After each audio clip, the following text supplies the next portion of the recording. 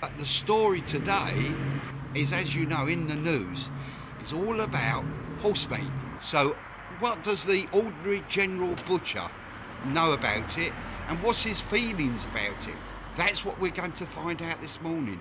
We've come to a butcher who cuts and can tell you every place that his meat comes from.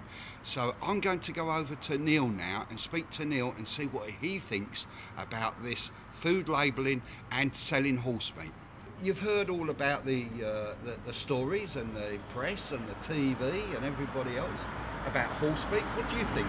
Well, it's no surprise really to me to find out this has been going on for a long while really.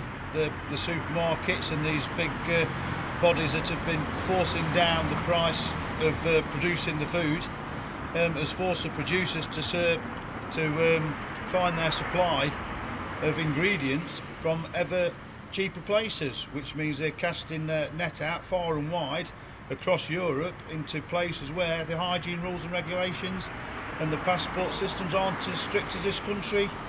And it's of no surprise to me that there's a loophole and people are getting away with it and it's finding its way through to the food chain. Okay, well you're saying that, but we're part of Europe. We are. So, you know, tell me why that it's different for Europeans as opposed to England. Well, it's simple. England takes European policy to the letter and we follow everything that they come out, the directives that they send over here, we implement them and make sure they're followed through, and the government actually sort of forces us into following the rules and regulations to the letter, where other European countries aren't as strict and they don't imply them.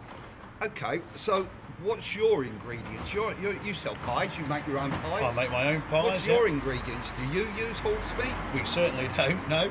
I only buy meat from English suppliers, and where they can prove the meat is from English farms, and we're part of an organisation the government set up, ADLEX, the English Beef and Lamb Executive, and they've got very strict rules and regulations about their supplies and about their food chain, and there's constant checks throughout their system to make sure that... So if I come to you and I've just bought my Tesco or beef burger that's got a horse in it or whatever, I can come to you and be assured that your beef burger or your pie wouldn't have horse meat? Absolutely. Right, okay. Do you sell horse meat? No.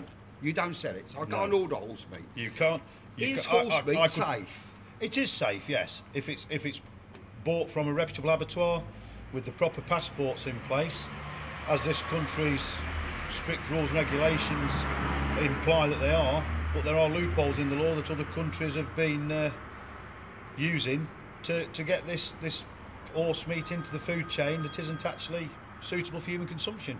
And you consider that horse meat is safe?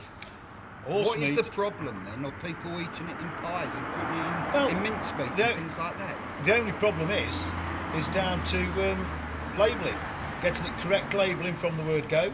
Yep. If I saw a pie that was labelled up with horse meat, I'd have no problem with eating it myself. I eat every other. I eat lambs, I eat pigs, I eat cattle, I eat rabbits. I can't see any difference from eating a horse, to be fair. No, I totally agree with you, but the most people seem to be having the problem with is not so much eating horse meat, it's not knowing that they've eaten horse meat, and also that it wasn't on the label. That's what started the whole thing off, I believe. It's the lies. It's, you know, when you're buying products that say it's a beef product and it's 100% horse, that's a blatant lie.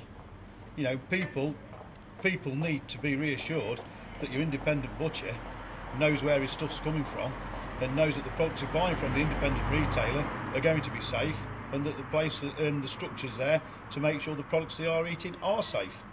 That's the sort of labelling that we're looking for, where it says that the beef that came in this particular package was born in the UK, it was raised in the UK, and it was slaughtered in the UK, with all the relevant information that's needed to trace the animal, the slaughtering number, the kill number, which can trace the animal back straight to the farm.